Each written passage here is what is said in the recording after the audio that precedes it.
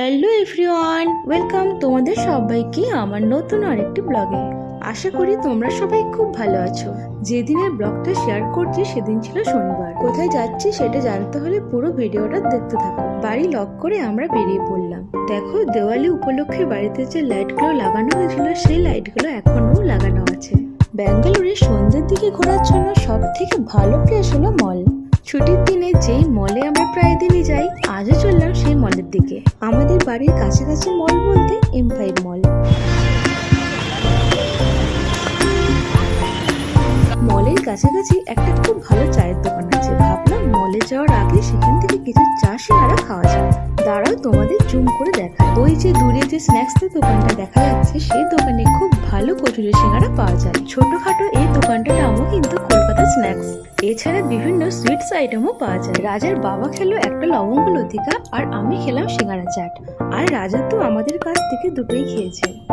তারপর আমরা চলে গেলাম চায়ের দোকানে। দোকানটির নাম হলো ইরানি এক্সপ্রেস।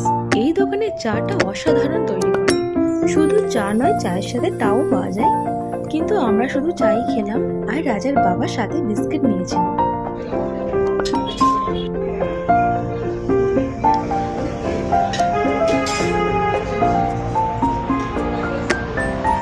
গরম গরম চা টেবিলে দিয়ে দিয়েছে। পেপার কাপে আমরা দুজনে 2 কাপ চা নিয়ে নিলাম।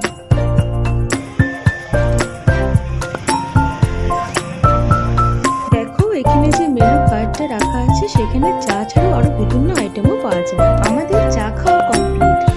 আমরা বাড়িতে কি করি, চা দুধকে একসাথে ফুটিয়ে চা করি। এখানে কিন্তু আবার চা দুধকে একসাথে ফোটায় না, দুধটাকে ফুটিয়ে ফুটিয়ে একদম মালাই তৈরি করে আর চায়ের লিকারটা আলাদাভাবে করে রাখে।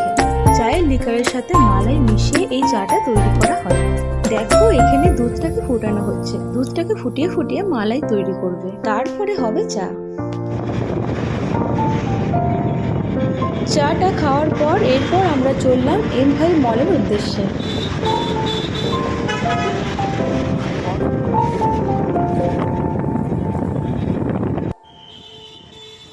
বাইকটা পার্কিং করার জন্যই আমরা এই সাইডের দিকে এগিয়ে চললাম।